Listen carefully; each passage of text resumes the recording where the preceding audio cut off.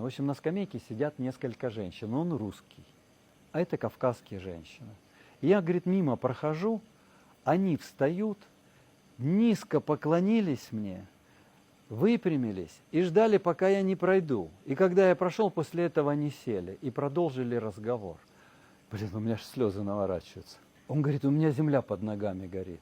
Я служил в армии, в 89 году призвался. У нас учебка была 150 человек. И были 5 чеченцев. 5 человек дрались против 100. Ты представляешь, какие духовитые мужчины, когда женщины так уважают? То есть вот насколько важно служение мужчины, что может. Вот мы с тобой начали работать, у тебя пошли энергии женские.